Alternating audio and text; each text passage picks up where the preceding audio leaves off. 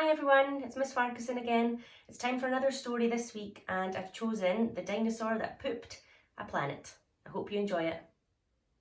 So this story was written by Tom Fletcher and Dougie Pointer and it was illustrated by Gary Parsons, and that means that he was the person who drew all these fantastic pictures. So let's see what the story is all about.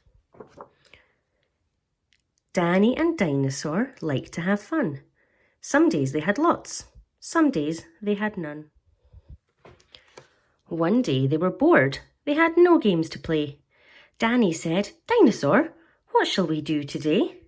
We could mow the lawn, we could tidy the place, we could do our chores, or we could go to space." "But you mustn't forget to have lunch," said their mummy. "You cannot have fun without food for your tummy." So they packed a packed lunch for the Science Museum, where rockets were kept if you wanted to see them. There were hundreds of rockets and spaceship surprises, tall ones and small ones of all shapes and sizes, and one that was ready to launch with a door big enough for a boy and his pet dinosaur. They ignored all the warnings. They couldn't care less. They pressed all the things they shouldn't have pressed.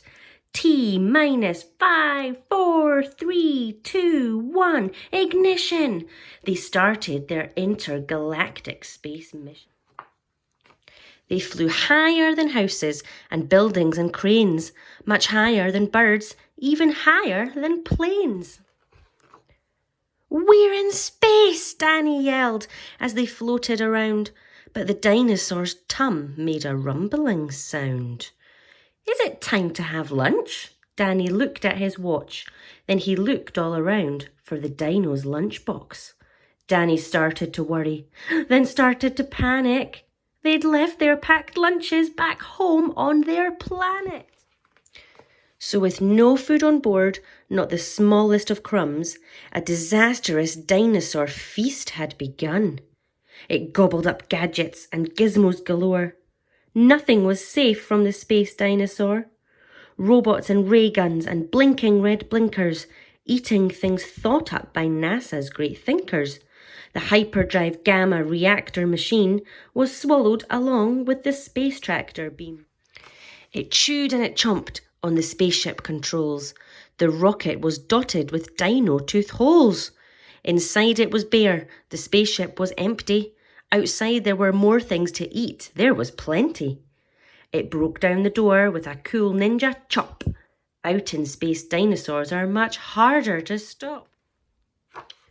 It chomped on the moon like a big chunk of cheese, then shoved even more in its mouth with a squeeze.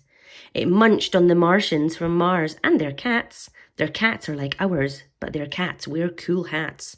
Satellites, Saturn and 6 supernovas, shape-shifting saucers and 7 space rovers. It guzzled 5 gallons of fuel from the tank, and Danny's jaw dropped as he watched what it drank. With a crunch and a crack and a nom nom nom nom. In one dino gulp, their rocket was gone. Now nothing was left. All Danny could see was a fat dinosaur where the rocket should be. And so they were stranded with no way back home, just Danny and Dino in space all alone. Now Danny was crying. He cried and he cried. He cried and his tears filled his spacesuit inside. Unless they were going to stay there forever, the dinosaur needed to do something clever. With the feeling of guilt deep down in its gut, its brain brewed a plan involving its butt. It knew there was only one thing it could do. To get them back home, it needed to poo. Like a poop-powered rocket, the dinosaur flew. Dan hopped on its back and he watched as it pooed. It pooped out the robots and ray guns and blinkers. The things NASA's thinkers thought up were now stinkers. It pooped out the moon. It pooped out the stars. It pooped the space rovers and Martians from Mars. When Danny looked back, he could see a poop trail from far out in space to the dinosaur's tail. They headed for Earth and they started to orbit. It pooped on the clouds, but the clouds just absorbed it. And that means the clouds just soaked it all up. Yuck. They flew past the buildings and streets of their town, leaving the houses all smelly and brown, and finally landed back down on the ground. Hooray! Danny cried. We are home safe and sound. They looked to the sky, and the things that were pooed had formed a poop planet right next to the moon. And so Danny promised to listen to Mummy, because fun is not fun without food for your tummy.